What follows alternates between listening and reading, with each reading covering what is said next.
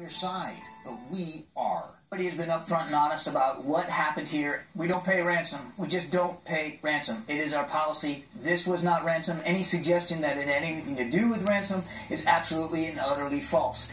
So, Jed, let me do the math now. 79 is when they put the money away. It was 80. That's 37 years, and it happened to coincide with the American Heart. 37 years in that very second. Coincidence, Eric. Coincidence that the cash arrived the exact same day that the Americans depart. It's really insane to me what they get away with. I mean, you would have to have no common sense at all.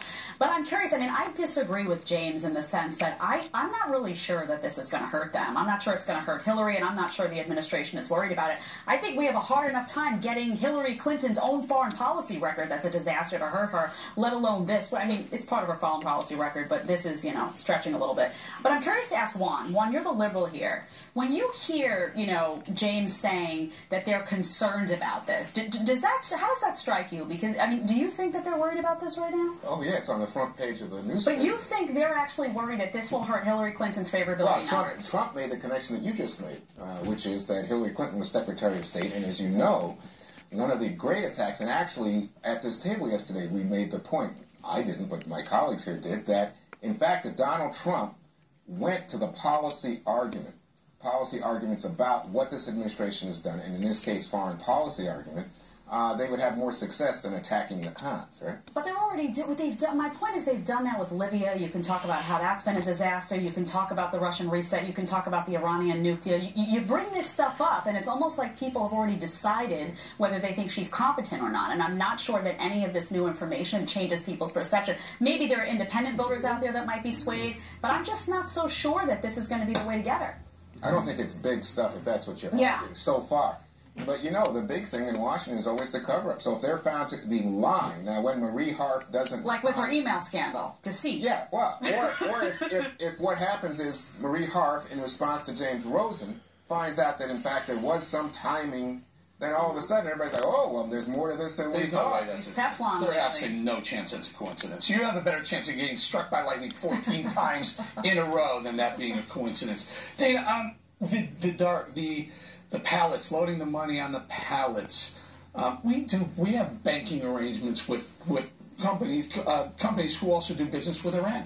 This is an easy wire transfer. Yeah, so the details on that and how that would have happened would be interesting to learn. I mean, basically, what you were saying earlier about the connections to as a state sponsor of terror and who Iran is funding, has America become an enabler with this money to help them carry out terrorist attacks around the world by funding terrorists? I mean, that, I think, is a policy point that the conservatives, Republicans can make against Democrats, whether it be Obama or Hillary Clinton. She has an interesting dance she's going to have to deal with, because she had pushed back. In her book, she had said that she had pushed back on foreign policy issues against Obama and had lost, Syria being one of them.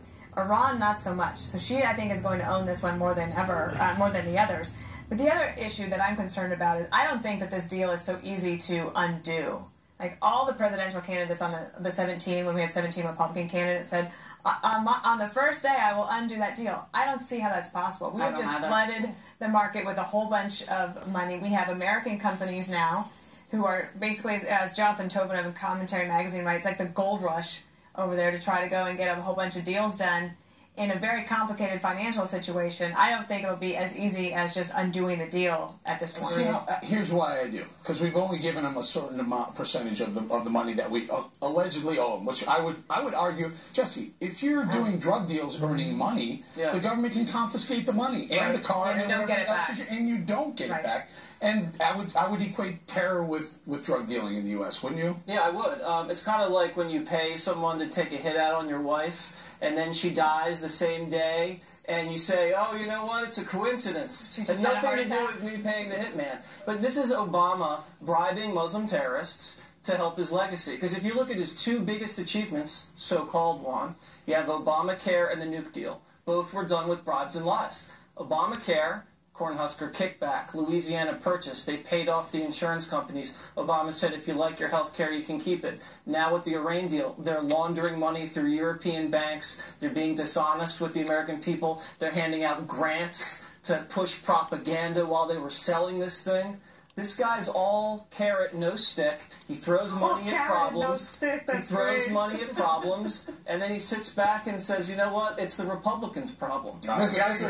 Wait. You got to wait. We have to tell Mrs. Waters. Mrs. Waters, call 911 now. Didn't you think? I mean, this guy's setting something up here. Jesse, what are you up to? I don't know what you're talking about. Next, our Republican Party officials planning to meet with Trump to get him to reset his campaign. A lot of rumors flying around. We'll get down to the details next.